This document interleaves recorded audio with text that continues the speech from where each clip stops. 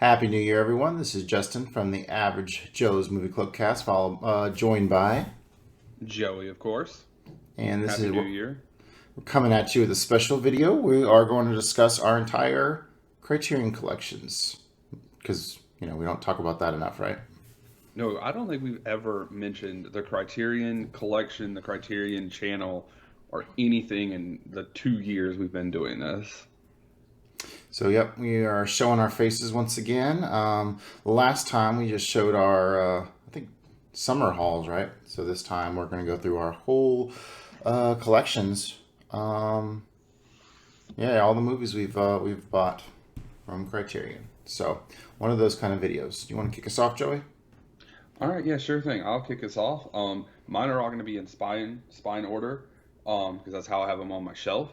And the first thing I think most people are going to recognize if they're Criterion fans, spine number 2, Seven Samurai from Mr. Akira Kurosawa. I saw this for the first time, actually still the only time, but I saw it in 2018, I think. I think it was my second Kurosawa behind Hidden Fortress. But yeah, no, they've freaking fantastic movie. I mean, it's considered one of the greatest movies of all time. So Nice. Off the top, I got Some Like It Hot. I think I talked about this the last time we did a video. It was one of my favorite new movies we watched last year. Great performance from, just Marilyn Monroe is just a goddess. So, hilarious little movie here. I think I talked about it last time. yeah, well, I just had a Billy Wilder finish my year at number 1 that we did on the podcast. That's the hmm Sabrina episode that you guys can go find out on YouTube. And I'm looking forward to watching more of Mr. Wilder. So, all right. Next up for me is going to be spine number 9. That's going to be Hard Boiled by Mr. John Woo. Obviously, this one is a DVD, but Yeah. this one that I don't say worked hard, but it took me a little while to put my hands on. I really like like a lot of the Asian movies. Obviously, this is not Japanese, but it was a good movie. I really wish I had the killer, but one day. Nice.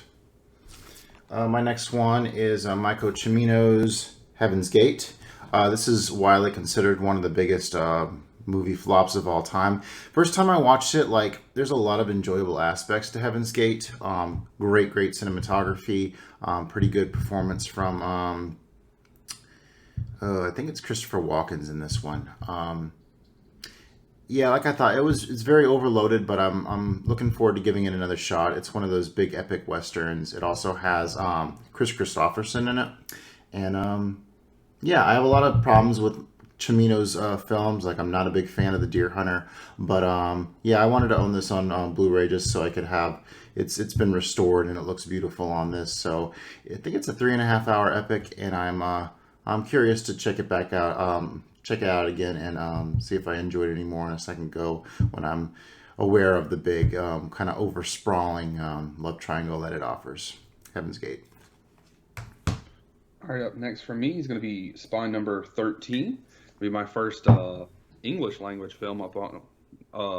That's going to be Silence of the Lambs.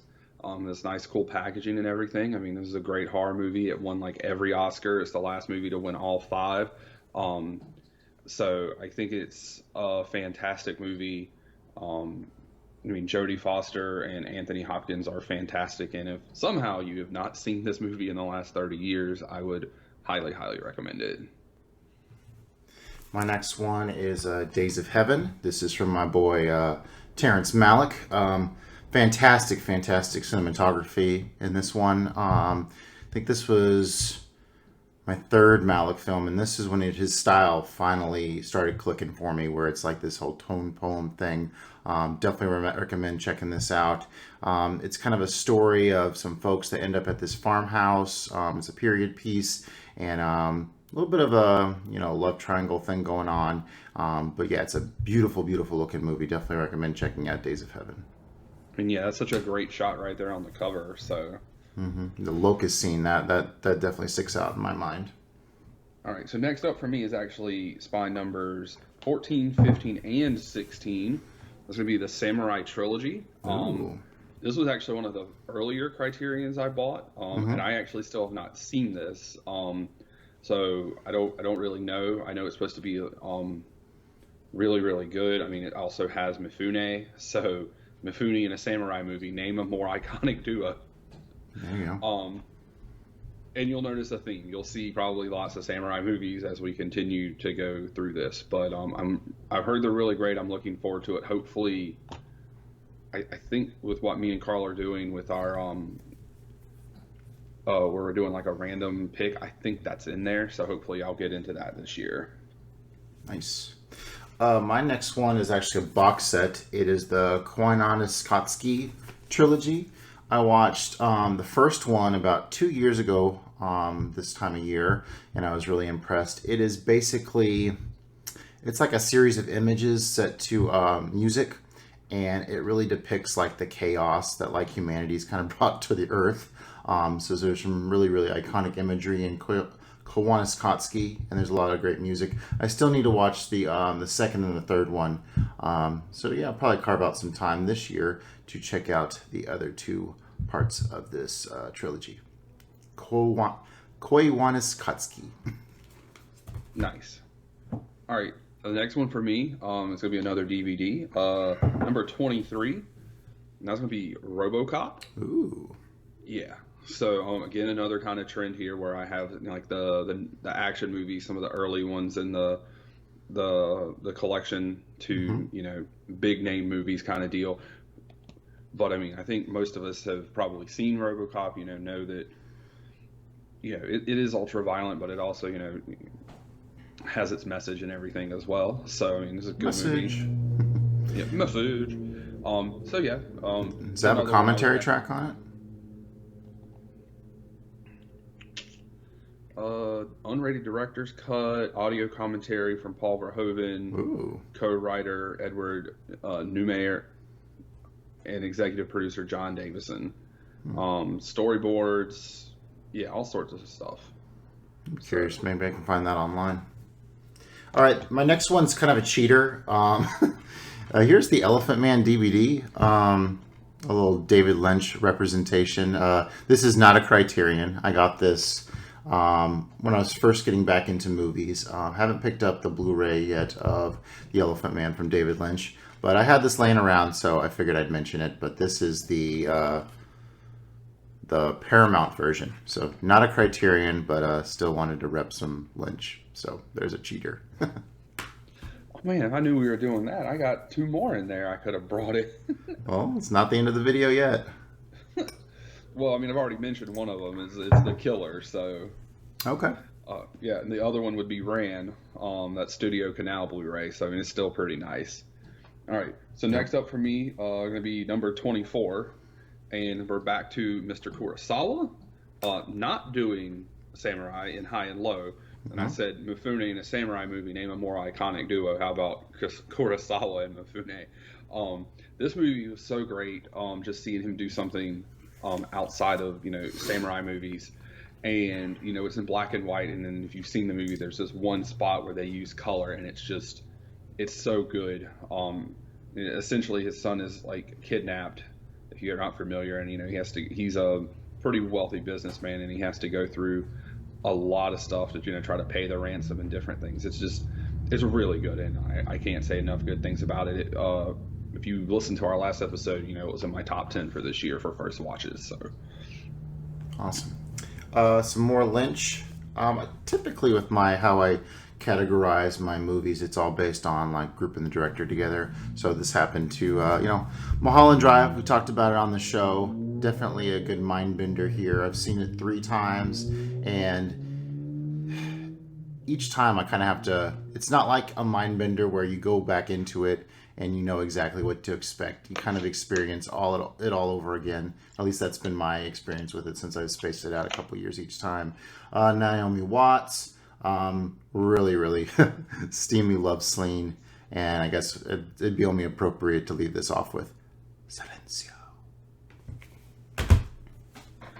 All right, so the next one for me is going to be number 30. It's another DVD. And this is one of the times I went crazy at Barnes & Noble, so you'll probably recognize that from, I think, our last video where we did this. But this is M. Okay. Another one I have not seen, but it's on the list to watch. And, you know, I clearly, me and you take different stances. I will blind buy, but I think that's partially held over from back in the day where that's kind of what you had to do. But sure, you know, it is what it is. I'm, like I said, I'm excited, you know, to bust into some of these I haven't gotten to yet. My next one, keeping with Lynch, I have Twin Peaks: Fire Walk with Me. As soon as I heard that Criterion was putting this guy out, I instantly pre-ordered it. I had seen it not long before it was announced for Criterion. And I had watched through the whole Twin Peaks saga. And yeah, I need to revisit this. I haven't seen it in a few years. Lynch pretty much speaks for itself. I haven't seen, like, there's a lot of, like, the missing pieces stuff. I haven't seen all that. So yeah, I definitely need to dive back into the world of Twin Peaks this year. Fire Walk with Me. Oh, and if you're curious about Twin Peaks, you should watch it in the order of which it came out. Season 1 of Twin Peaks, Season 2 of Twin Peaks, then Fire Walk with Me, and then The Return. You have to watch it in order, otherwise I don't know why you would do it any differently. Well, you know, not everything can be chronological. I mean, like, I don't know, let's look at the MCU or Star Wars, but you know, hey, I digress. Mm-hmm. All right, next up is number 36. It's going to be another one of the big DVD packages, and that's The Wages of Fear. I actually watched this last year as well for the first time. Fantastic movie, a lot of moving, well, not moving parts, but a lot of moving scenes. And it's just, you feel the tension, you just kind of all of it, honestly. It was a great movie. I definitely recommend to check it out. It's on the channel as well. And I think it's also been upgraded to Blu-ray, so you don't have to, you know, stick with the DVD. But it's just fantastic. Concur on that. Wages of Fear is good stuff. More Lynch for you. Here's Blue Velvet. We talked about this on the show. Nutty performance from Dennis Hopper. Was super excited when Criterion announced that Blue Velvet was going to be on there. So yeah, keep the Lynch coming, Criterion. Keep it coming. Blue Velvet is, yeah, it's a good time. And it's another one we have talked about on the podcast, so you can check that out at our YouTube channel, Average Joe's Movie Clubcast, which obviously you're here if you're watching that video. But yep. I think, yeah, especially if you want to see me and Justin, probably, I don't remember quite, but I imagine we just got into an argument about that movie. But yeah, you weren't a fan of that Hopper performance. No. All right, we're gonna move in to number 40, and this will be the first of two from this director. They won't be back to back, but the first of two from this director, and this would be Armageddon. So, like, close my eyes. All right, calm down, Steven Tyler. So, like I said, obviously I have a thing for trying to get some of these older, out of print, action-y kind of movies. Obviously this is not high-end cinema like some of the other stuff we've talked about, but I mean, everyone knows this, the Aerosmith song. I mean, it's Livin' Ben and Bruce. I mean, it's like everybody knows that movie. Like, it is what it is. Yeah, people like to pick on it. I've come across that at some bookstores numerous times. I could have picked it up, but I don't know. I figure if I get it, it'll be on Blu-ray one day. But yeah, I enjoy Armageddon. Eraserhead, still on the Lynch kick. Haven't seen this Criterion version, although I've seen the film 3 times. Yeah, I remember watching this the first time and just being like, I don't know what's going on. Kind of the same thing for the second time I went through it.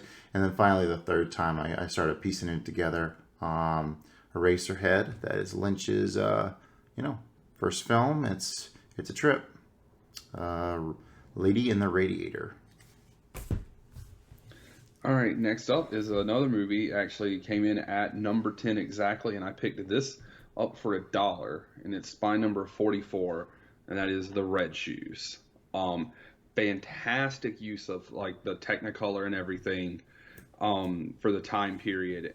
It just blew me out of the water, the story with the ballerina and everything. I got maybe like a little bit of a dark swan vibe from it. Not black swan, but dark swan Hmm. vibe from it. And I just really, really enjoyed it. I think it's a fantastic film. My next one, finally out of Lynch. This is Paul Thomas Anderson's Punch Drunk Love with Adam Sandler. I did recently do a rewatch on this, and this movie's a ball.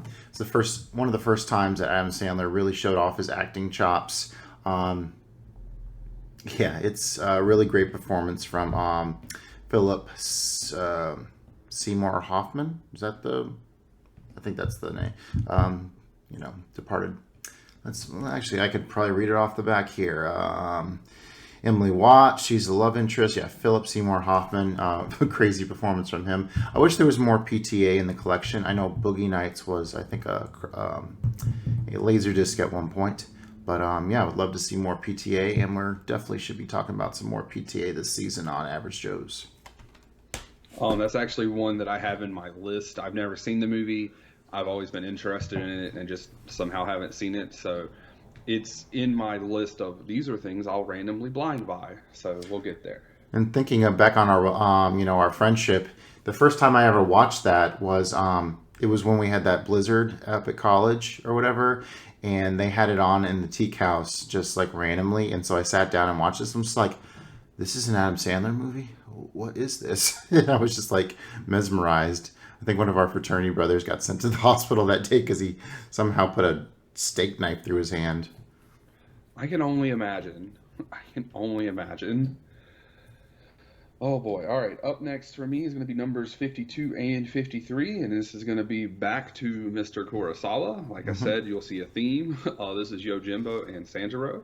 So it's, his two-part samurai movie. They both fantastic. I watched Yojimbo. We watched in the December of 2019, and then we watched Sanjuro in January of 2020.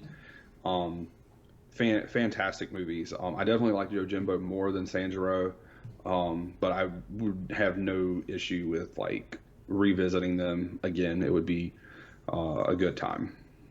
Very cool. Yeah, not as big on those as most people are, but that's cool that you own that double pack there. I finally got, I think I talked about this on maybe the summer pickups. Finally picked up the Persona set. I'd had my eye on this for a long time. Wasn't sure if I was ever going to get this since the Bergman box came out, but I don't really see myself owning that behemoth.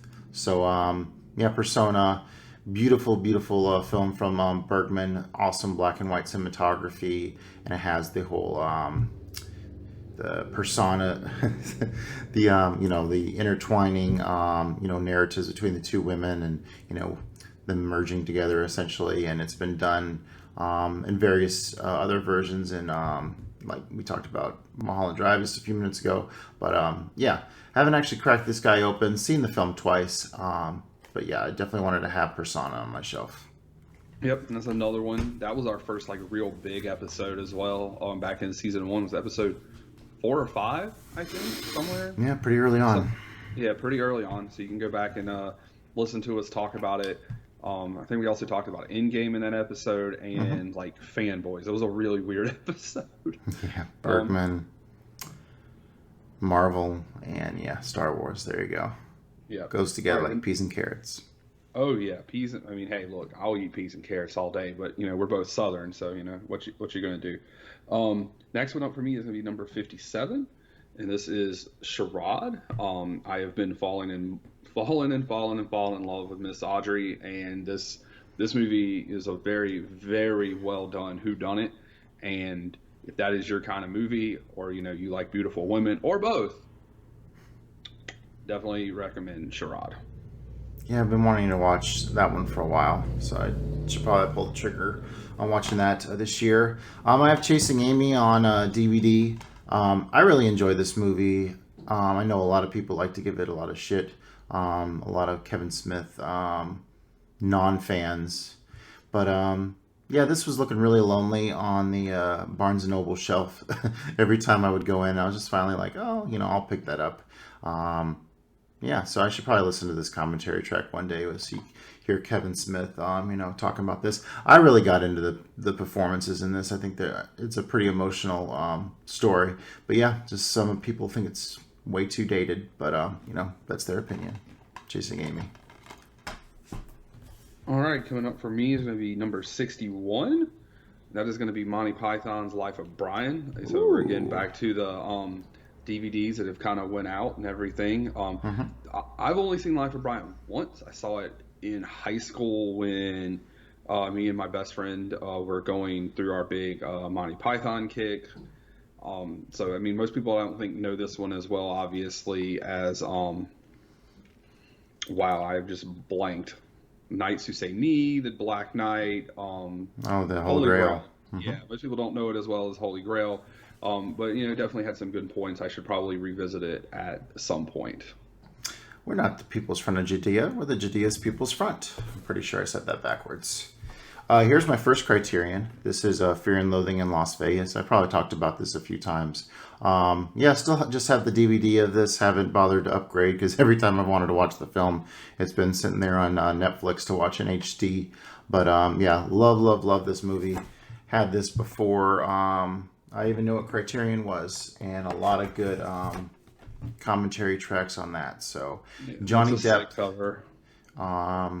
And Benicio del Toro doing the Hunter S. Thompson thing and Fear and Loathing in Las Vegas. I've also read the book, so I've talked about this film to death. Not sure if anyone's fans of the Criterion Creeps podcast, but I guest hosted with them, and we talked about this for quite a while. So I'd recommend checking that out. I have that on Arrow Blu-ray. It's a pretty good release. I don't think the cover's quite as sick as that, though. All right, my next one up is going to be 75, and you just showed this one.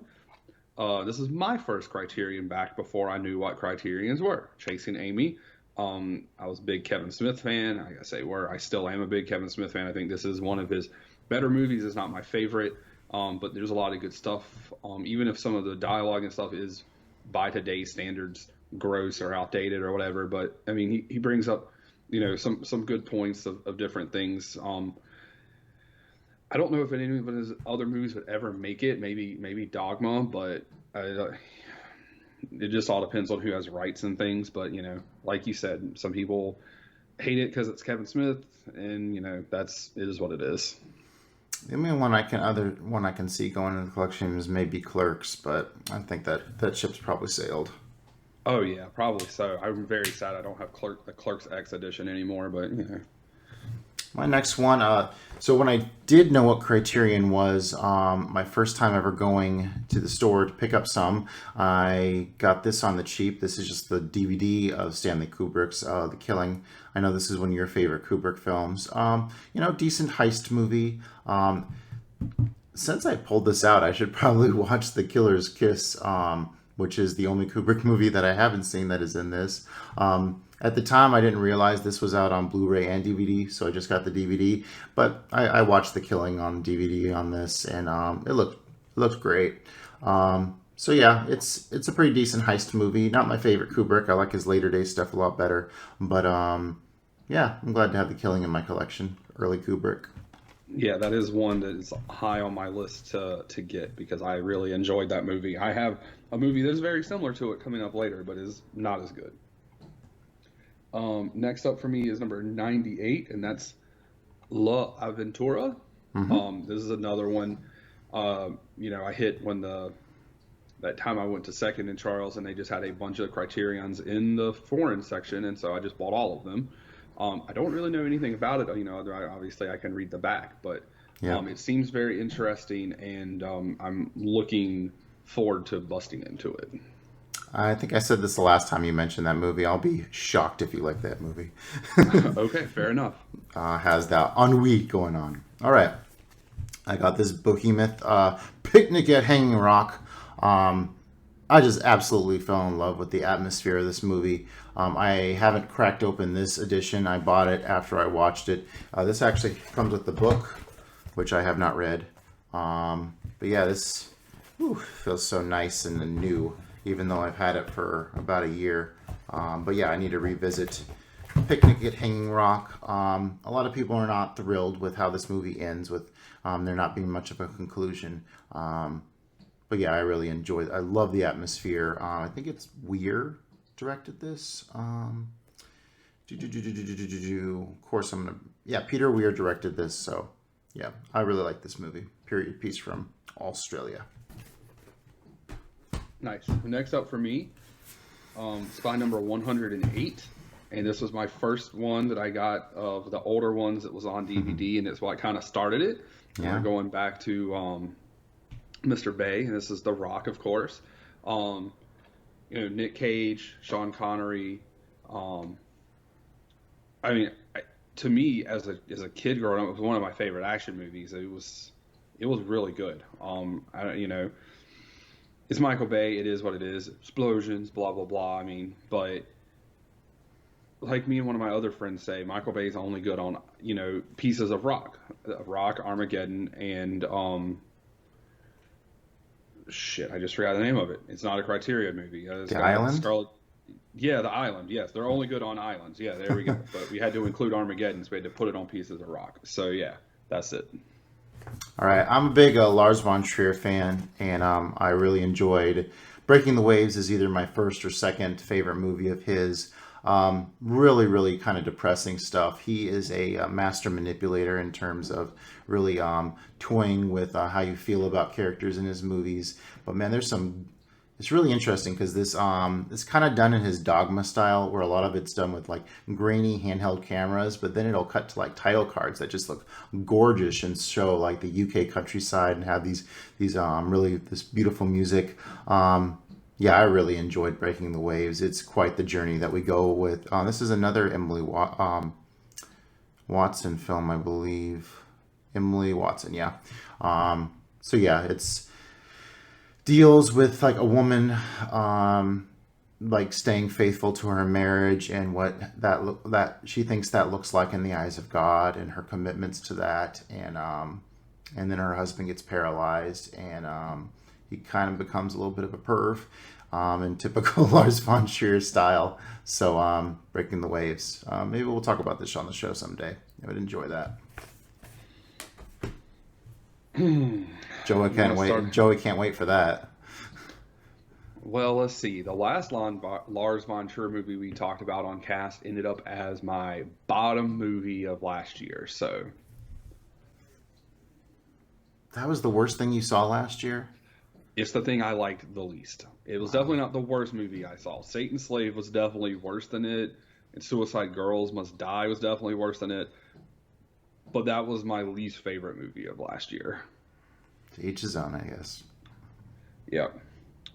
All right. Next up, number 116, we're going to go back to this gentleman, Mr. Kurosawa. Mm-hmm. This was my 1,000th log on Letterboxd. So I did a big countdown to that, and now every time I'm approaching 100, I do kind of a themed countdown. So pretty sure it made my top 10 of 2018. It is absolutely phenomenal. And I think it's pretty well known now that, that's the movie that George Lucas took inspiration for Star Wars.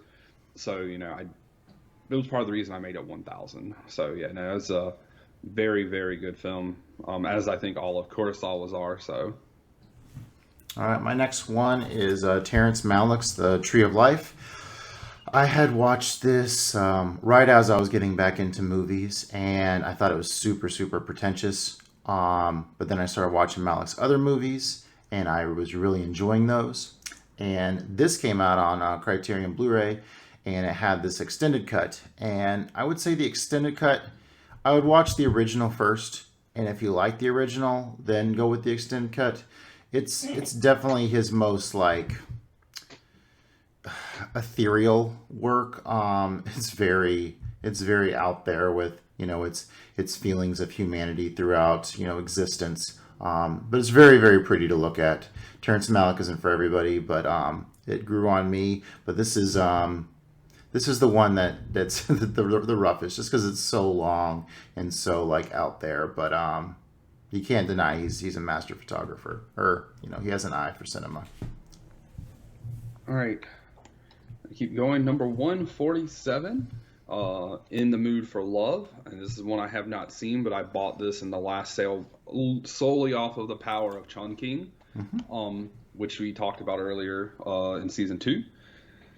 And I ended up like being number 4, so I'm like super crazy excited to get to watch this at some point, hopefully this year. I've also literally the power of Chungking Express. I pre-ordered the War Kong Y box set, so. You know, I sometimes do blind things and go big, so that'll be one of them. And the last movie I have for this first round is Terence Malick's The New World. Yeah, I was blown away. This is basically the story of Pocahontas told in the Terence Malick tone poem style. I was totally blown away by how like authentic this was, because there's some just gorgeous shots of like tall ships sailing up the river there. Whenever the English first found the Native Americans. Yeah, I watched the extended cut.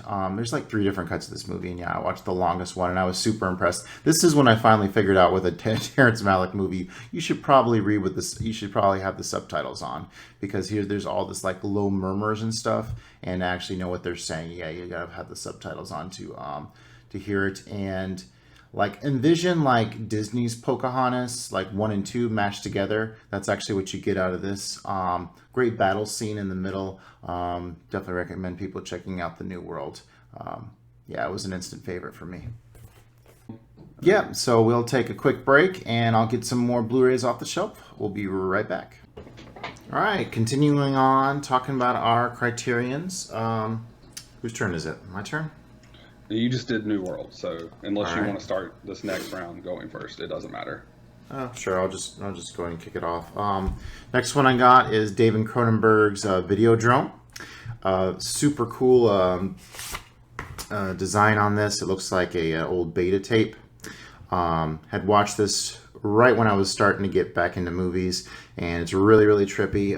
Rewatched it not too long ago, and yeah, it's a pretty crazy experience, all about basically, you know, it has Cronenberg's signature like body horror stuff mixed with like how the media manipulates your mind.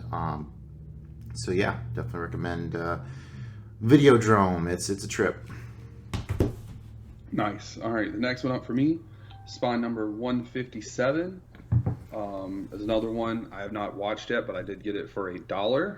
So, you know, reading the back of it, seeing the cast and everything, like it looks like it ought to be pretty good. I've never seen a Wes Anderson movie, so it'll be, or at least not that I'm aware of. Maybe that's the DVD version? Yeah. Okay. Nice. Yeah, and it's got a slip. Yeah. So, I've actually bought this movie twice for $1. I bought it the first time and it was like a rental copy. And then I went back and later and they had this one. So I was like, oh, I'll take this one. So here's the first Tarkovsky I'll be talking about. This is Stalker.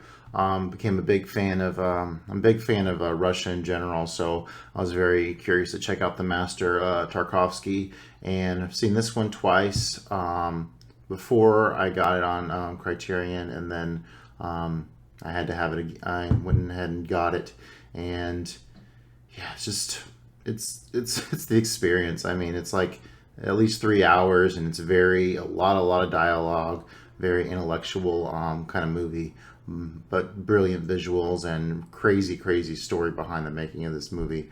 Definitely a Tarkovsky fan. Stalker.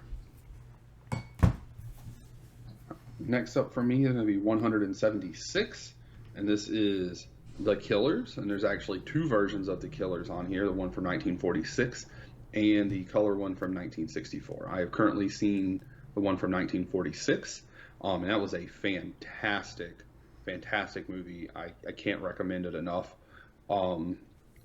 So I'm looking forward to watching I think the other one was like a made-for-TV version, but it's supposed to be really good as well. So this is one of the few in my collection that I blind bought. It's the Godzilla, the original. Had to have this because the artwork was just awesome. And then when I finally actually did watch the movie, it ended up being on the Criterion channel when I was on vacation. So I haven't actually watched this Blu-ray, but yeah, it didn't disappoint. Curious to watch the American version one of these days. That also comes on this disc. So not sure if I'll ever watch or ever get the entire Godzilla box set, but glad to have the original here in my collection. Yeah, there's some because Carl has that, my roommate, and bruh, that has he's watched I think almost all of it since he got it, but there's some ones in there that are just not very good for him, even by him, and he's a huge Zilla fan. So next up for me is going to be number 235. Can we pause? Can we pause for a second?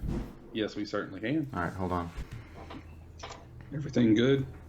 Yep. Just had to take care of a scuffle. Of course. All right. You want me to just lead in? Yeah, just start over with this one. All right. So next up for me is going to be number 235. It's another one of the DVDs I got when I did that big second and Charles sale, and this is The Leper. Again, not really sure what it's about. I'm going to assume, just off of the back and the way it looks and stuff, has to do with some, European royalty kind of stuff. But I mean, it looks really cool. I'm interested, even if I don't end up liking it, interested into busting it out and giving it a shot. Does that have both cuts of the movie on it? There's an American cut and a extended Italian cut. Okay, so disc 3, new transfer of the 161-minute American release with English language dialogue, including Burt Lancaster's actual voice. So yeah, I guess there's two versions. See, that's something I didn't actually know. Yeah, I think the Italian version, it's Lancaster's dubbed, so it's an interesting twist for the dubbed pure or audio purists. Yeah. All right, my next one, Guillermo del Toro's Pan's Labyrinth. I saw this in the theater. I remember thinking it was just okay, but then I sat down and watched it with my kid. He likes scary kind of stuff. There's some pretty violent stuff in here though, but I had a real good time actually reading the subtitles. Yeah, that's a spooky scene for sure. I had a good time kind of watching this with him, and I read him the subtitles, and he really got invested in the story of this little girl going through this kind of trauma during the Spanish Civil War. So, yeah, I think this is probably Guillermo's best film. Yeah, it's really grown on me. Pan's Labyrinth. And it's one I need to pick up, or not pick up. I need to rewatch. Because I remember watching it and kind of going, "What is this?" But this was many years ago before I I was into movies, but not like now. So probably need to give it another watch. And Carl's got the Del Toro box sets. I mean, we've got that available to watch. So that has Kronos, Devil's Backbone, and Pan's Labyrinth in it, right?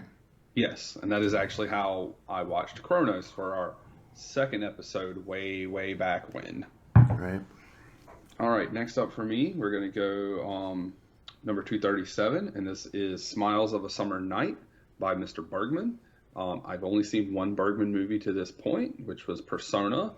But again, when the price is right, I will just buy them. And I'm looking forward, again, there's another one I'm just looking forward to. I mean, I liked Persona. I don't think quite as much as you or Carl did.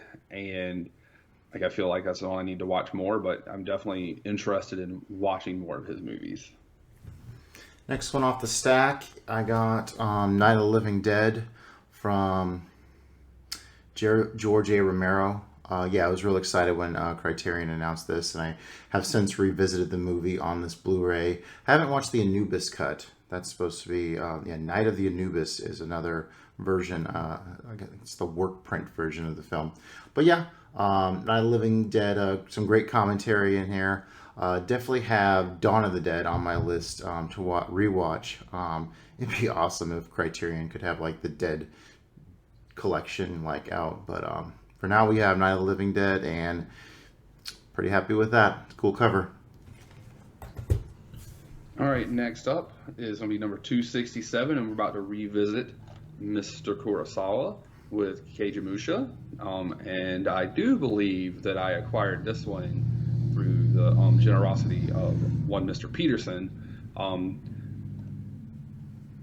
I still haven't watched it yet, but It's a long one.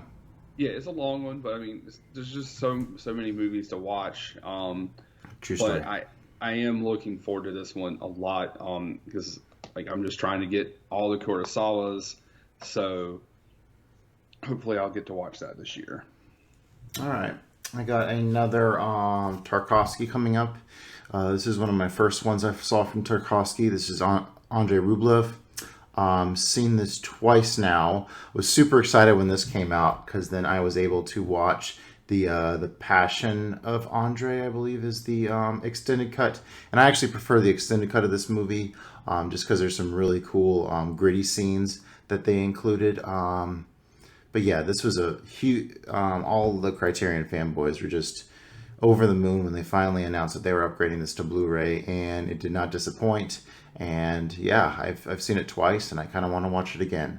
Andrei Rublev, basically a period, period Russian piece about a painter kind of who loses his way, and like there's a Mongol or Tartar invasion during it, and Tarkovsky, one of the best. All right, up next for me will be number 289. That's going to be the sports documentary Hoop Dreams. Again, purchased that crazy buying spree that day at the Second in Charles. Like almost, I think all of them except for Wages of Fear. I still have not watched it yet, but the watch list is huge. But I generally like most kind of sports movies or sports documentaries, so I'm sure it'll be a interesting watch when I get there. Next, you had already talked about this one. This is my Seventh Samurai. This was my first Kurosawa movie. I checked it out from the library, checked it out, watched it over the course of 2 days, and I mean, Seventh Samurai, it's great. I really love like the texture on this box. I remember one day I went to do yard work, and I just sat the kids down and had them watch Seven Samurai. And I came in, and my wife's like, "What did you put on for them? I don't approve of this." So yeah, I definitely. What? I was going to say, since it's for the kids, you should have done A Bug's Life. Yeah, that would probably made a lot more sense. Yeah, definitely need to watch Seven Samurai again, especially since I've seen another Kurosawa film that's coming up more than this one. But I love the how the circles relate with that shot of the flag up on the hill. I think towards the end, just great stuff from the master.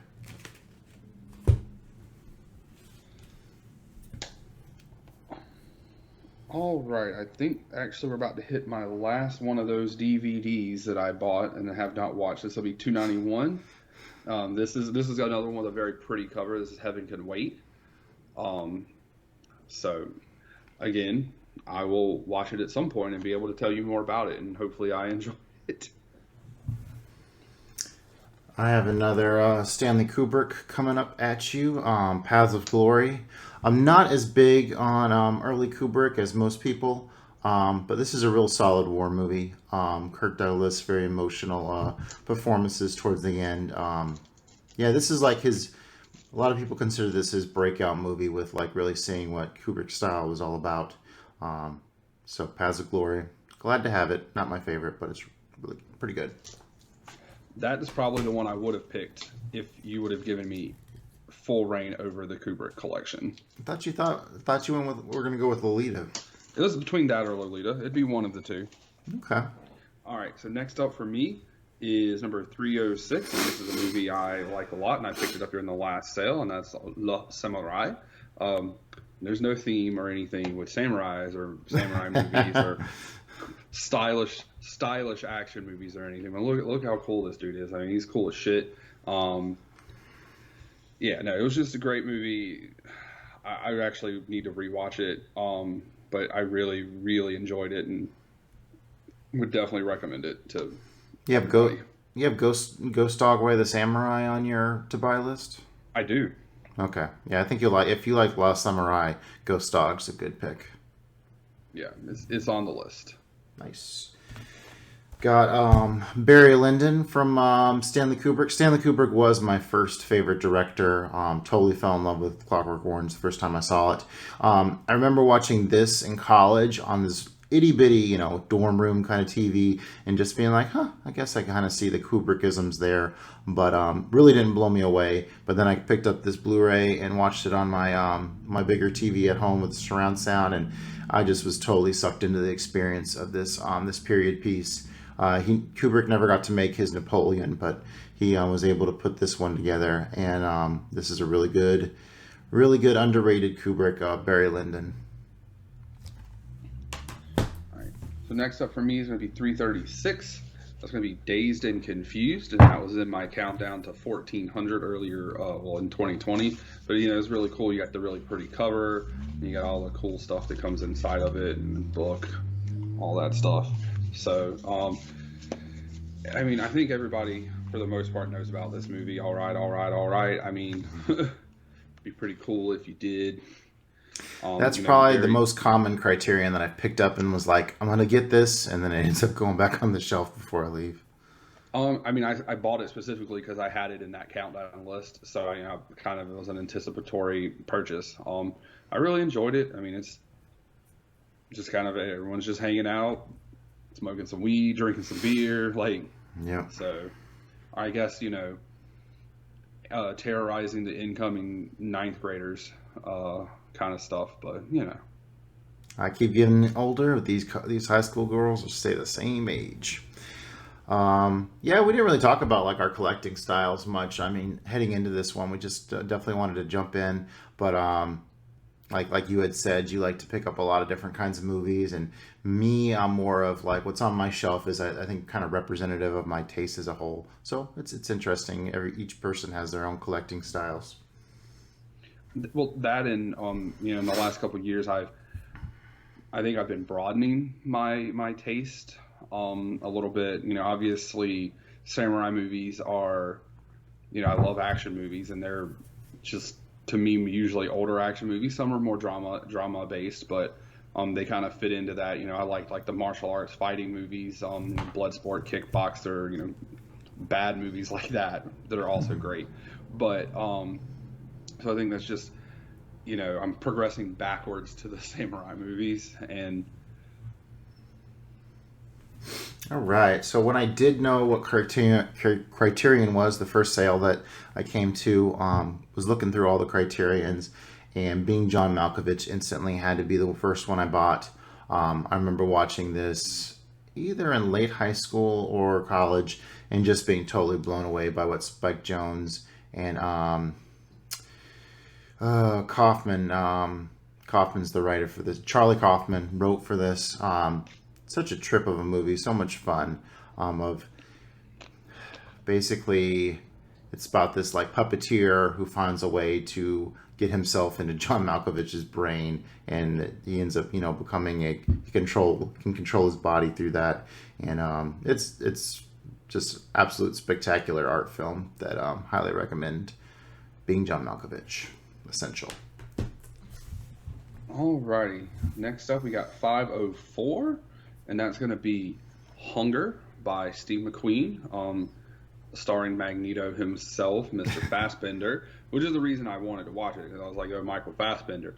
This movie, and historical, I like historical movies. I'm Irish, starting to, try to figure, get more into that kind of part of me, who I am. But this movie just kind of missed. We both, when Carl and I watched it, we both just kind of underwhelmed, on some things. There's some very brutal and horrifying imagery and stuff in it, but just that definitely shows the struggle that these people went through. But I just think the movie as overall it just didn't quite hit, at least not with me. I don't think it's a bad movie, it just wasn't for me. I think that was one of the rare movies where I thought, actually, if it would have had more the historical context, I think I might have gotten more wrapped up in the story. But that not being there kind of kept me on the outside. Even though McQueen is a master of that contrast between real grittiness, but then very beautiful cinematography. So we talked about this on the show, the end of last season, The Last Temptation of Christ. finally picked up the Blu-ray for this and watched it, enjoyed it, talked with Joey about it. But then, one of my kids grabbed it off of the TV stand and was basically using it as like a little skateboard across our house. So I don't think this disc is watchable. But so probably have to re-pick up this one of these days. Always blown away by this. This is my favorite Scorsese movie, and just love everything about it. And so glad to it's on Criterion and got to pick it up again. But this is the one I have now. So Last Temptation of Christ. All right, next up for me is another one that we talked about earlier this year. This is going to be number 587, 588, 589, and 590. And this is all because of you, Justin. So go ahead and clap again. This is the Three Colors trilogy that you recommended, a European art movie, and I liked it. It's three really good movies, blue, red, white, or blue, white, red, however you want to go about it. That have different stories but all tie together. They're just really good. I can understand that they're not for everybody, but I feel like if you're watching a Criterion, not unboxing video, but a Criterion collection video for people who never talk about Criterions, you probably would be okay with it being like an artsy movie. So definitely recommend Three Colors. Next one, when I found out it was on Criterion, had to have it. Broadcast News. Seen this 2.5 times now. That's kind of funny. I first was introduced to this in college because I went to a broadcast basically convention, and they showed us a few clips of the movie. It was like, this is basically what it's going to be like for you working in the business, so prepare yourself. And that is absolutely the case. A lot of people get hung up on the love story in this, but that's kind of in the back burner for me with my interest in this movie. Just really how this captures what it's like to be working in broadcast is spot on. So Broadcast News is close to my heart, and I look forward to podcasting about it someday. All right, next up for me is going to be 596. We'll go back to the samurai theme in Three Outlaw Samurai. I actually bought this one in the last sale, and I'd seen it in the previous sale, but I didn't really know what it was. And then I just decided to go ahead and blind buy it because I was like, it's a samurai movie. I will more than likely enjoy it. So looking forward to busting into this one later this year. What spine number is that? Excuse me. 596. Okay, I don't think I've ever heard of that one. For a while, my approach with Criterion was picking up movies in the collection that I could just put on whenever. And Watership Downs kind of a freaky movie for kids, but I've shown it to them and they didn't mind it too much. One of the rare animated films in the collection. Beautiful animation in this. I really enjoyed the story of this family of rabbits that go and find their new home. A lot of symbolism in it. So Watership Down, glad to have this in my collection and need to rewatch this with the kiddos. Nice. All right, so next up for me, it's going to be number 679. And this is this is my biggest blind buy to date. And that is the Zatoichi box set. But it was just too cool of a set, too pretty. And it's like 25 movies or something, and it ended up being like $100 and something on sale. I'm pretty sure that this is in mine and Carl's our random shuffle with the dry erase cards that we're doing. So hopefully we'll get into it. Well, not hopefully. At some point this year we will get into that box set, and I am freaking excited because it looks dope as hell. Awesome. Next one. This is another cheater. This is the Studio Canal version of Ran. I have no problem with this transfer whatsoever. This is all I've seen of the film, and I think it looks gorgeous. So if Criterion ever gets their hands on the rights again and release their version, that's the proper transfer. That would be interesting to see. But we talked about this on the podcast. Ran is my favorite Kurosawa, and if I can't have it on Criterion, I at least I have this Blu-ray, and that's good for me. It's funny to go in like the different Facebook forums, and they're like, We're like, oh, but Rand's not a Criterion. I'm like, well, if you look at the DVD spines, it definitely is. So it still counts. Ran. Yeah. Oh, it's definitely a Criterion. I mean, it has. It's not like it's a laser disc, where they have gotten rid of those and started over. So I mean, it's definitely still, if you're trying to get complete one to whatever Irishman is, you have to have it. That's also the same version of Ran I have, and it's also my favorite Kurosawa. Nice. So next up, $6.95. This is going to be Blue is the Warmest Color. And I think it wasn't an episode, based around it. I definitely think we spent part of an episode talking about this movie. It's a love story, coming of age. Obviously, it's with two women, two young girls. But it was just a fantastically well-made movie. I know a lot of people have some negative things to say about it, of the graphic sexual content, but I don't think it was done to be graphic per se, but definitely something that you can't watch with children. But it's a fantastic movie, and if you want a good love story, I definitely recommend that one. Awesome. My next one, Tarkovsky. This is Solaris. I've only seen this the one time, and then I loved it. And it's kind of mid-tier Tarkovsky for me, but I definitely wanted to own it so I could check it out again. Basically, it's his response to 2001: A Space Odyssey.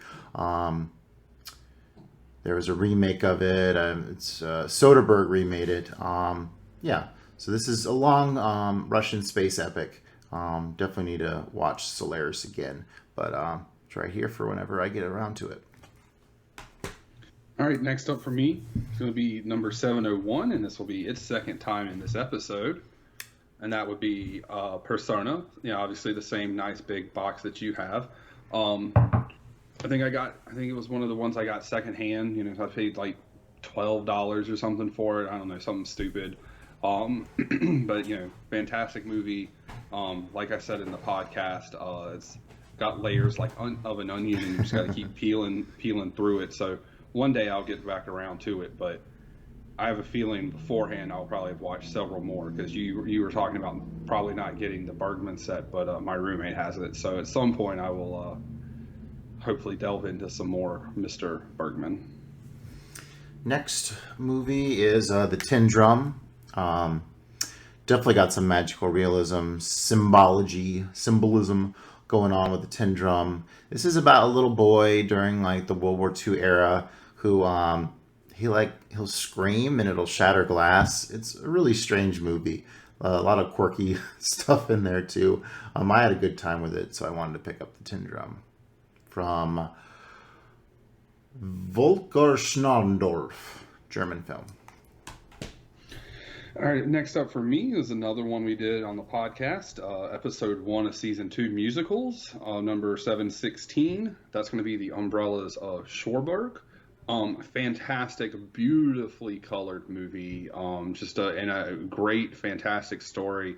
So bittersweet. The music is great. It's very, interesting to watch a French musical, but I can't say enough good things about this. I think I ended up with this being in my number 3 movie for this year. So, 2020. If you haven't seen this, I can't say enough good things about it. Or if you watched La La Land and really liked La La Land, this heavily influenced that movie. So, got some Terry Gilliam action coming at you now. This is Brazil. I remember I was a big fan of the Nostalgia Critic, and he said this was his favorite film. And so I had to check it out for myself. Wasn't into it really the first time. I think it might have been the third watch. I finally started clicking for me. It has kind of some Christmas elements, so it's a good watch for the holiday season. But yeah, it's that whole 1984 dystopic vibe in kind of a quirky Terry Gilliam world in Brazil. It takes a few watches to sink in, but it's worth the ride once you get there. All right, next up for me, and the last of this stack on my side, is 723, and this was one of my top movies of 2019, and that's Why Tu Mama Tambien. Um, just a fantastic, again, coming of age story with these two best friends, and they go on this trip to the beach with their cousin's estranged wife, or one of their cousins' estranged wife, or something of that nature. Lots of road trip things happen, but not in like a zany way. And there's just the love triangle and all the other things that come up with this movie, and it's just very, very well made.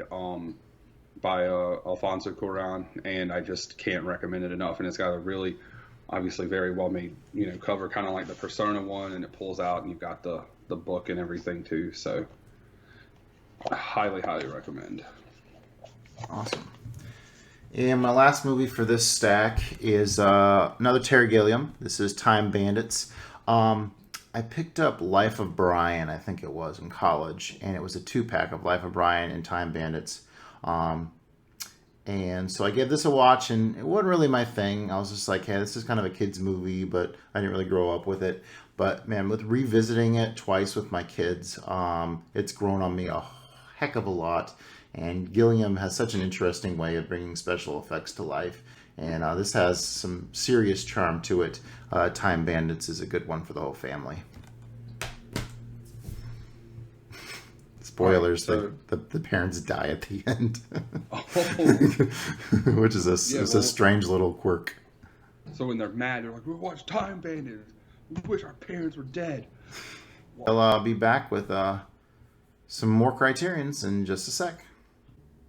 All right, we are reloaded with some more Criterions slash kind of Criterions. Another cheater pick. Now, Dr. Strangelove is in the collection, and there's a really cool edition of that. But right before I ever discovered that, I got the Steelbook from Sony Pictures, and yeah, I haven't bothered upgrading to Criterion. I probably should, because I've heard a lot of good stuff about that packaging. But I was really into Steelbooks before I kind of moved into Criterion, and mostly collected that as my movies. But this is absolutely hilarious. It gets better every time I watch it. A masterpiece from the one and only Stanley Kubrick. You just embrace double dipping. That's just what you got to embrace. Have multiple copies of the same movie. One of these days. So, all right. Next, and I'm going to be splitting off a few in a row now, since the list is getting a little lower. Mad World. I was first introduced to this whenever I saw this with my grandparents. They had the old VHS copy of it. And so, yeah, it's very close to my heart in that retrospect. This has the extended cut on it, which I watched like last summer or something. And it was really cool watching. And some of it wasn't they kind of had to restore things, and some parts you can only just hear the audio and stuff. So it was cool hearing the extended version or watching the extended version. I think it was around 4 hours. But that's a lot of Mads. World, yeah, very dear to my heart. Good comedy. And War and Peace. We had Adam on the show a few episodes ago, and we have our own little movie club on Letterboxd, and I was like, hey, let's watch an epic. And so he picked a couple epics, and the Russian version of War and Peace was on there. And so we both watched this before it ever came out on Criterion, and then it was announced for Criterion. But man, there are some just spectacular Napoleonic War scenes in here. Great aerial shots. It's everything you'd want a Russian epic to be about, the Napoleonic Wars. So, masterpiece. All right, back to you, Joey. All right, so this will be my one and only cheater pick. Okay. This is in the Criterion. I believe it's spine number 8, and that is John Woo's The Killer. This finished the year in my top 20 last year. Fantastic action movie. Great scenes. I mean, obviously doves because it's John Woo, but yeah, no, I can't recommend this movie enough. Now, this is the Dragon Dynasty one. That's probably a little hard to see. I still couldn't really find a good Blu-ray of it. This is one of the better releases I could find. There's not a Chinese language track on that? On this, yeah, I believe it. I mean, I'm pretty sure it was all subbed. Yeah, Okay. but I mean, yeah, it's just one. When I was looking for what I remember, it was hard to. That or the Blu-ray was like $100 or something, something stupid like that. So, All right. Another Terence Malick film. This is The Thin Red Line. I watched this whenever it came out around the time of it's like Saving Private Ryan. They both came out in the same year, and I was really into Saving Private Ryan. Wasn't so into this. Definitely a different take on a war movie.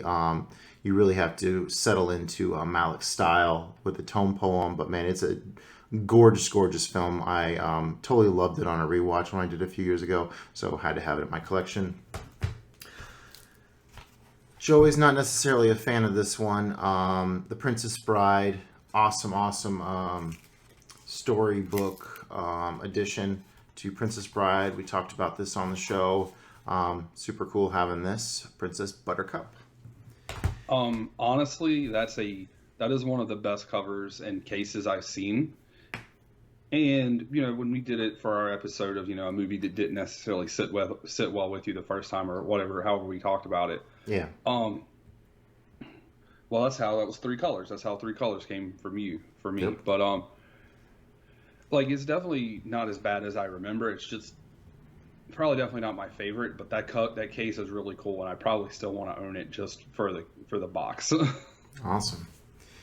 All right, I was torn whether I wanted to get The Last Emperor for a while because this Blu-ray edition does not have the extended television cut on it, which I watched the last time I watched this. I watched the extended television cut, and like kind of what happened was I was watching the regular cut, and I was just like, oh, there's another cut, and so I started the movie over, and like I was kind of like zipping through each scene, and I was noticing all these extra little tidbits throughout that was really cool, really fleshing the movie out. But I love the movie. It's an awesome look back into the basically what happened to the last emperor and with China going into the communism era. This is a really interesting movie because it is it's a Chinese movie, but it's all in English, and it won Best Picture. So kind of unique in that aspect, especially with how most films nowadays would just be made in Chinese. But this is a really good one. All right. So next up for... I guess I need to do two more, right?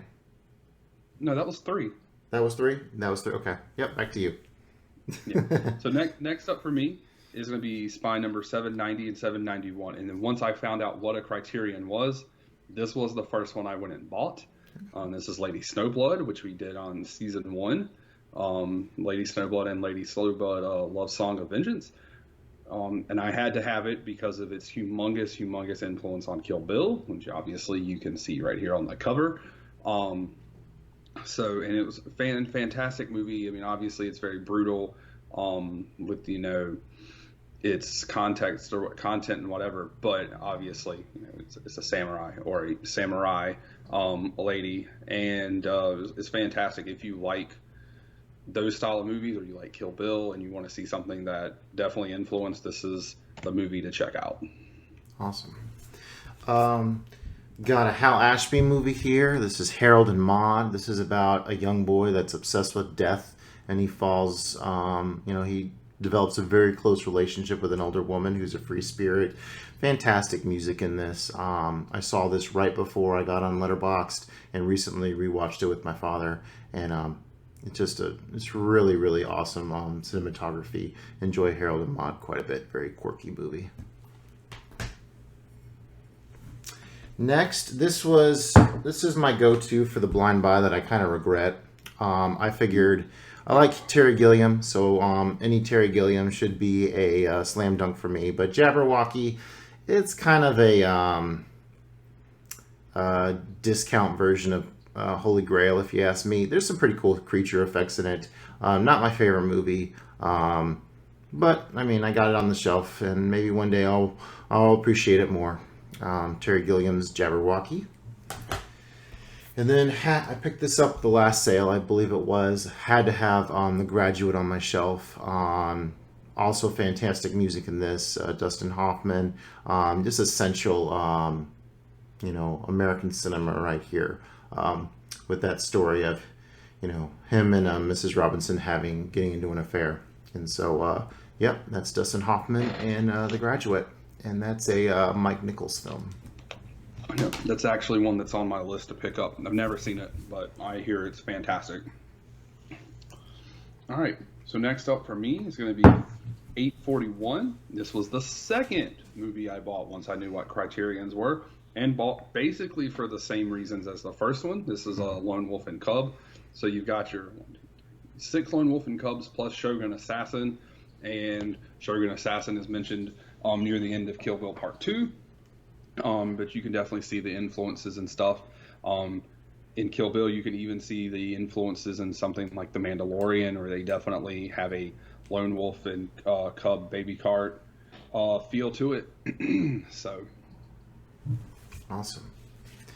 Funny Games. I first saw the American version of this on Netflix, and I thought it was okay. But man, rewatching it, this is like the most meta movie of all time. From Michael Haneke.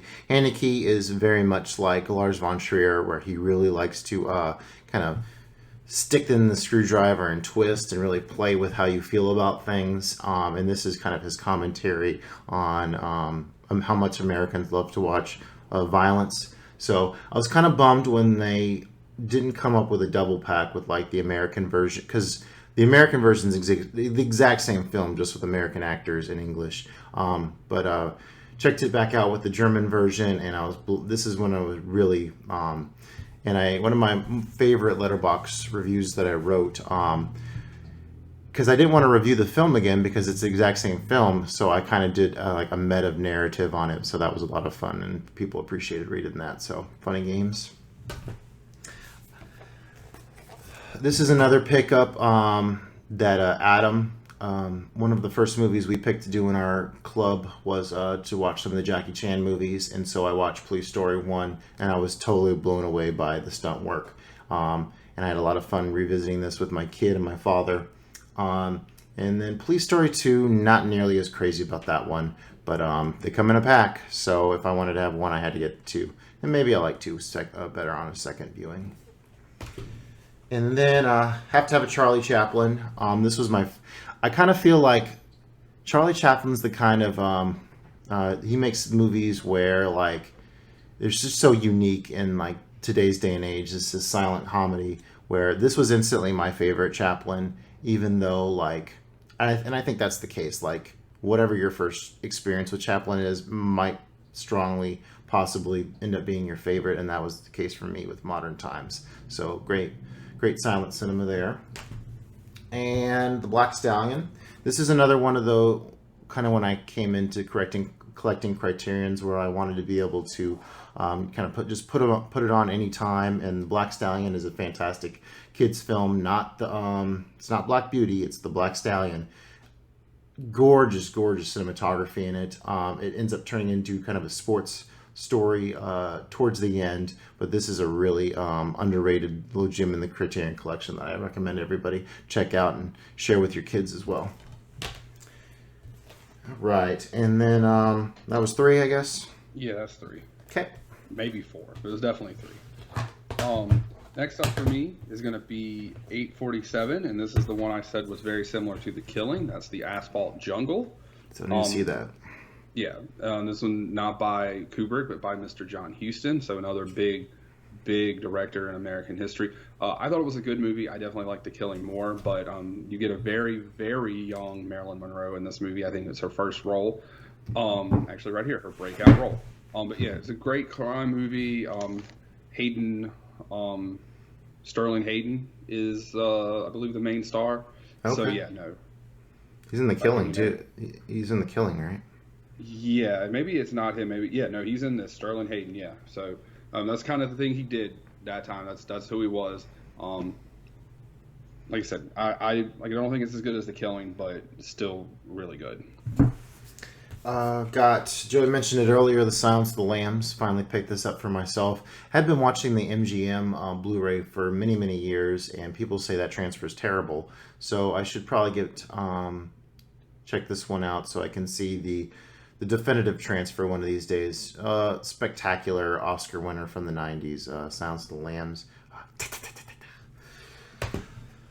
Jellyfish Eyes, a lot of people like to give this one shit. But I had a really good time watching this with my son. It kind of has like a Power Rangers Pokemon vibe to it. And so they had a blast watching it. Like the subtitles would come up and I would read it to them. It's very different for Criterion.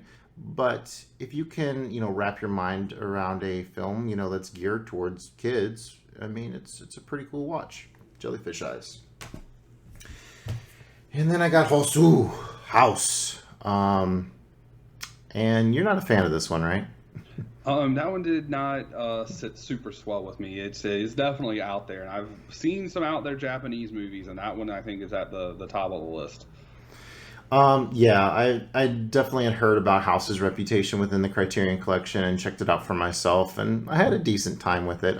Very, very quirky, kind of has that Evil Dead 2 vibe of horror comedy. So, and I watched it. I really enjoyed it the first time, but then on a rewatch, like it was a lot slower than I remembered it being, and I was kind of wanted to it to hurry up and get to the crazy cat parts for my kids to enjoy. So it's a bonkers movie. House. It's cool to have this one and show it off from time to time. Let me do one more because it's the end of my stack, and this is The Red Balloon. This is a short film. It actually doesn't have a Criterion spine number, but it's from Janus Films. And yeah, this is a real magical movie. This was sitting on the shelf there at Barnes and Nobles from year to year to year, and it just was so lonely, and it needed a home, and so I gave it a home. And it's a super magical movie that kids will enjoy, and The Red Balloon is glad to have this as well. So let me reload. We'll be right back in just a second. All right, Joey, we're getting into the home stretch here. I guess should I just go ahead and I'll kick it off. So get us going here. Talked about this on the last collection video. Come and see this spectacular war film featuring the loss of innocence of a kid. Very harrowing. If you haven't seen Come and See, definitely recommend checking this out. This was a very long-awaited title for many Criterion fans, and so glad it's there. I've since rewatched it and was blown away. John Hughes film, The Breakfast Club. I actually looked at my Letterboxd stats a few days ago, and John Hughes was one of the top directors I had seen the most films from this year. I think I saw 5 of his films, and for 2020. And I remember watching The Breakfast Club at, I was at this job where I could kind of have Netflix going on the side while I was kind of working, and watched it and enjoyed it, but was totally blown away by, what all these kids were about on the second go around. Enjoy The Breakfast Club. A lot of people like to give that one shit since it's a more modern 80s thing in the collection, but I think it fits perfectly well. And this is probably my favorite Wes Anderson. This is The Fantastic Mr. Fox. Did not know anything about this film the first time I checked it out. My mother-in-law rented it for all the cousins who came over, and I was just as invested in the film as they were. Since then, me and my kids have watched it a few different times. They enjoy it as well. Stop motion animation, Wes Anderson, The Fantastic Mr. Fox, one of my faves. All right, back to you. All right. So this is one I actually picked up because you had talked about it. I don't remember if we talked about it personally or on the cast at some point, not as a feature, but just talked about it. This is going to be number 872, and that is going to be Ghost World. Mm-hmm. You see very colorful case here, very, very young Scarlett Johansson, Steve Buscemi, Thora Birch, it was not my favorite, but I did enjoy it. I think it would be one of those ones I'd probably need to take another watch on. It's definitely kind of quirky and definitely seems to fit maybe your style a little bit more than mine. But overall, this was a good pickup, especially, if you like. I don't even know where the hell I was going with that. This is a good pickup. Got another cheater pick for you. This is my 4K of 2001: A Space Odyssey. 2001 was in the Criterion Laserdisc collection, and yeah, came out on 4K. Had to have that, right? I I mean, I haven't seen that movie yet, but I feel like that's a movie that you need in 4K. Yeah, it came to a like a large format theater in our area, and I was like, please, honey, let me go, let me take Nolan, and she was just not having it. You know, one of the regrets in life, but at least I have a decent home theater to watch it with. This is my newest Criterion, Blowout with John Travolta. I gave my aunt a list of Criterions, and was just like, hey, pick one of these. Be glad to have it for Christmas, and watched it. It's a little, it has that cheesy kind of De Palma style. Enjoyed it well enough the first go around, but I'm looking forward to checking it out again. A lot of times you'll look on Facebook and they're talking about films like this, and they'll mention Blow Up, Blowout, because they're kind of inspired. Those are both based on each other, inspired off of each other. And then the Francis Ford Coppola's The Conversation, but that one's not actually in the collection. But yeah, John Travolta, De Palma, Blowout, good pick. I think we can come back to me, because if you are at 17 and you did 3, that would have put you at 14, and then we can alternate after 2. Okay. I mean, I could be wrong, but if my math's right. Next up is one I'm pretty sure you also have in your collection. I've only seen it once. I saw it when I was in high school. Number 904. And that would be the Matthew Broderick, Reese Witherspoon pick flick, or election, but obviously pick Reese Witherspoon. Yeah. I remember thinking this movie was crazy, kind of at the time, with all the stuff going on between the teacher and sabotaging the student election and everything else at the time. And I'm sure now it probably resonate even more. But I was glad that I could pick this one up. It's a really good watch. Yeah, I rewatched that as part of my Black Friday movie marathon and highly enjoyed it the second go around. All right, Scanners from David Cronenberg. I had heard a lot of conversations online about the only thing that was worthwhile about this movie was the head explosion scene, and that's definitely the case. But I enjoyed the movie as a whole. Definitely should revisit it. It's one of the cooler Criterion covers. Scanners. Actually, the first time I bought this, I bought it from Barnes and Noble. And they shipped me like another version of it. I was like, I don't want another version of it. I want the Criterion version of it. And so I returned that, and they ordered me the right one. And Scanners, one of my favorite Cronenbergs. Good one. And I have one of the few Coen brother movies in the collection. This is Inside Llewyn Davis. This is one of my favorite Coens. This was instantly attached to what Oscar Isaac goes through in this kind of Sisyphean kind of tale of a folk musician, and I think it's New York. Kind of has that period piece vibe to it. So the Coens, can't go wrong with the Coen brother movie, except for a few, but it is what it is. All right, Next up for me will be number 905, and you just mentioned this movie, and that is The Breakfast Club. And on my last trip, I got it and Election. It's been one I'd kept wanting to get, and I kept putting it back to like get older movies or what have you. But yeah, I mean, anybody who especially that's our age, I mean, we were being born around the time these movies were coming out, but you couldn't live in the 90s or the early 2000s with like John Hughes, and going back and watching these movies. So this one's so great. It had so much influence, and then even the song at the end, the big influence on something like Pitch Perfect. So just all around great movie. All right, heading back into my Tarkovsky kick. This is Ivan's Childhood. We talked about this on the movie. I enjoyed it the first time, but the second time, man, the shot composition, and this is some of the best he ever did. After watching this, I was always looking for that shot composition to be just as good, and man, he really, really nailed it here, especially this what's on the cover there. That's an amazing shot. And then you just talked about it, pick flick election. We just discussed it. Gotta get it. Matthew Broderick. Back to you. It's very interesting to see where our tastes crossed over, and we have some of the same things. And then Yeah. Everything else is just so totally different. Obviously, you have a lot of kids' films, which makes sense. So, the next one for me is 920. This is a movie, again, I've only seen once. I have not seen it since I bought it on Criterion, and that is The Virgin Suicide. Mm-hmm. I remember watching this movie like on Showtime or HBO or something, when I was in high school, and it was just like this, like what the hell is going on kind of deal. So I definitely want to go back and rewatch it at some point, and just look at it now from a older adult perspective as opposed to just being a teenager kind of deal. Awesome.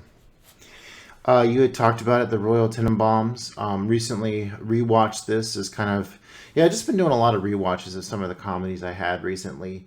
And man, this movie is so much more somber than I had remembered it being. And funny story, like I turned it on like real late at night thinking, I'll just breeze right through it, and I fell asleep. Same thing happened the night after that. The night after that, I turned it on and my center channel was busted. So like I was getting this really distorted audio. So I started messing with that. And then on the fourth time putting this in, I finally finished the rest of the movie. But yeah, I've seen the Royal Tenenbaums about 3 times now. First time was my introduction to Wes Anderson's world. It blew me away. And not my favorite of his anymore, but still a great pickup. And I got this guy. Parasite, the Best Picture winner from last year, was over the moon when it did win Best Picture over that overrated piece of junk, 1917. So, yeah, Parasite. Enjoyed it even more on a second watch because I knew where it was going and I could really see the fabric of what the family was doing together. For me, I've talked about it 100 times, but me as a slow subtitles reader, the subtitles in this, for being a Korean film, are just absolutely perfect. I mean, the dialogue's like da da da da da da da, but they put the subtitles together brilliantly to where you can follow every little moment of it for a slow reader like me. So Parasite, masterpiece. So I have not seen 1917, but I feel like what you just said is a very controversial opinion. Probably. I mean, everybody's entitled to their own opinions, but apparently that movie's supposed to be good, and I'm looking forward to watching it, and we can come back to this conversation. And I recently rewatched 1917, and I had the exact same opinion of it, so it holds firm. Although a lot of the movie, I'm finding the more I develop these grudges against movies to where it kind of becomes impossible for me to change my mind on them, unfortunately. I mean, no, I understand. Like, I do the same thing sometimes with actors, or if they play a specific role in like a TV show or a movie and they show up in something else, I don't call them by their real name. I call them by that name, and I'm like, why are you doing this? Blah blah blah blah blah. So I understand. All right, next up for me is number 950. You've already shown this. This is Some Like It Hot. I bought it during the last sale. Yep, bought it during the last sale. I'm really looking forward to watching it. Again, I literally bought it off the power of Sabrina. So I'm definitely looking forward to more Billy Wilder. Yeah, my next rewatch will definitely be Some Like It Hot. All right, talked about this on the last collection video, Rosemary's Baby, not long after, and I watched this as part of our, I think I talked about it on our Halloween episode. Yep. But yeah, so much better on a rewatch. It really clicked in for me what she goes through in this and that trauma. So Rosemary's Baby. Plus I like the green cover. Call me basic, whatever. You're basic. I think this is my last cheater pick. I picked up the 4K of Spartacus. Spartacus was a DVD in the Criterion Collection, so rewatched this from Stanley Kubrick this year as soon as it came in through the mail. And it's a decent war epic. You can definitely see how it influenced like a movie like Gladiator. It's really long. The love theme is kind of a cool thing to have, but it's a little lengthy for what it is. So there's Spartacus with Kubrick and Kirk Douglas. I actually bought Carl the Spartacus Criterion DVD for like $1. Nice. We haven't busted into it yet, but yeah. All right, so you have 4 left. 1, 2, 3, 4, 5. All right, so you can do 3 on one and 2 on the other, whenever. All right, so the next one of mine is going to be 1036. This is a box set, and I have not broken into it yet, but I cannot wait. And that is the Bruce Lee box set. I mean, Mm-hmm. obviously you can see the kind of movies I like with so many Asian action movies, and Yeah. these are going to fit right into that. Plus, Game of Death. He wears the yellow jumpsuit that is prominently featured in Kill Bill 1 and near the end. So I had to have that. All right, we talked about this on the podcast. I think I talked about it on the Last Collection video. This is Lahane. Was totally blown away by this movie the first time I saw it. Enjoyed it just as much. And this is the movie where I discovered that if there's something to do with Scarface in it, Joey's not going to like it. I really think I should rewatch that movie. Like, it didn't sit with me, but it just has all the elements of a movie that should sit with me. Yeah. But, sometimes it doesn't work that way. I mean, but I would definitely be... That was one I would definitely be open to rewatching at some point. Awesome. And this is my one Fellini film. The Fellini box set just came out. But this is my favorite Fellini that I've seen so far. I've seen Amarcord's really good. It wasn't not as into La Dolce Vita. And what's his weird one? Well, there's a lot of weird ones. Satricon? Oh, yeah, Satyricon. Yeah, that's definitely a weird one. But 8.5, that was the first one I was in. When I was first getting into Criterion, I was watching these William Friedkin like talking about movies, and this was like one of his favorite picks. And so 8.5 is it's his essential Criterion, I think. 8.5. Want me to go or back to you? You can go ahead. You can do. Okay. Talked about this on the Last Collection video. This is the long-awaited Grand Budapest Hotel from Wes Anderson. This is now my favorite. Along with Fantastic Mr. Fox, this is one of my favorite Wes Anderson movies. Awesome visuals, some really fun. I love it whenever he gets the action right at the end of his movies. And this was really glad to have this, and still need to listen to the commentary track on this. All right, back to you. All right, so this will be my last one. All right. This will be spine number 1058, which I think is the most current release, or at least it was when I got it. That's Okay. Mr. Scorsese and his, I guess, finale of his Irish gangster movies. Well, gangster movies, they're not all about Irish. Well, yeah, I didn't mean Irish. Excuse me, gangster movies, Irish or Italian. But yeah, it just is. I hope not, but it could be. I mean, he is getting up there. So, but it's got all the people that you would expect to be in it. It's De Niro, Pacino, and Joe Pesci. So they all make sense to be in this movie. I still have not seen it because it is literal 100 years long. But I knew that there would be no way for me not to enjoy this movie, most likely, or even if I don't, like, I would want to have it. I mean, Scorsese is one of my favorite directors. So, and that's what drove me to pick it over Marriage Story, because I was torn between the two of them. I remember when that first, because I watched it when it first dropped on Netflix, and I was like, "Hey Joey, we should do an episode right after we watch it." And you're like, "Dude, I gotta be going to sleep, getting ready for the Black Friday sale or whatever, or Thanksgiving sale." So yeah, your schedule with working retail didn't really accommodate for that, but yeah, I think Goodfellas is definitely my favorite of those, and then I think it goes down a little bit for Casino. And wasn't crazy about The Irishman the first time I watched it. I just think it's a little overlong, but it's worthy of checking it out again. All right, my last two.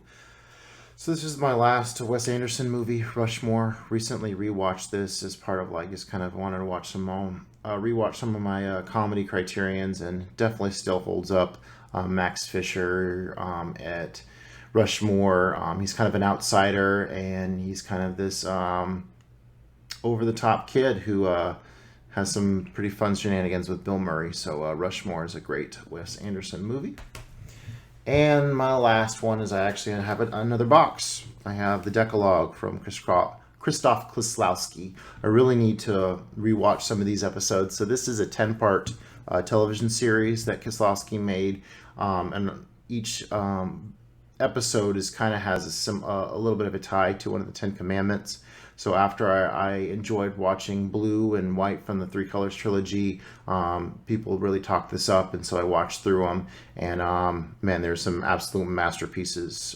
Episode 1 and 5 in particular are fantastic. And then he made short films based on those. So the only thing I haven't seen from this is episode 6. There's an extended version of episode 6 that I still need to watch from here. But otherwise, yeah, that's the Decalogue. Really cool box set here with each episode kind of being, because each episode kind of it's all taking place within the same apartment building in Poland, and it's that Russian style of like all the same kind of or USSR style of the same kind of apartment buildings back to back to back. It's very same kind of architecture. So just to give you a little bit of context there. But there's a Christmas movie within one of these. So I think it's about time I pop some of these back in. And that's it. That's our Criterion collection. That's 2 hours of us going back and forth about our Criterions and movies that used to be or we don't have, but we have in other ways. I could have brought a couple of them in, but because like I said, I also have Ran, that same Studio Canal version, and I have Traffic on DVD, not Criterion, just a regular DVD. But I mean, it's been so long since I've seen it, like I don't even really remember it. I just have it, so. I think it's on my dad's house somewhere, and like that Bruce Lee box set, I got my dad, and so that's over at his house. I also got him the Great Escape and The Wages of Fear, and there's that movie about the concert. I forget which one that is. Anyways, we've probably gone on long enough, so I guess we'll sign it off. I mean, hope you guys enjoyed listening to us talk about our collections. Very personal to us, and a lot of stuff we still got to watch, right? Oh yeah, there's so much, even stuff that I don't have but I want to get, and I'll just keep adding to that backlog of movies. So actually, when I get off of here, we're going to go watch a movie. So don't know what it's going to be. It's going to be random, but we're going to go check it out. Oh, cool. So. All right. Well, I hope you guys all had a happy new year, and look for some more Average Joe's Movie Club cast coming up soon. So, Joey, why do we like to do this? Because we love talking about movies. Bye, everyone. Later.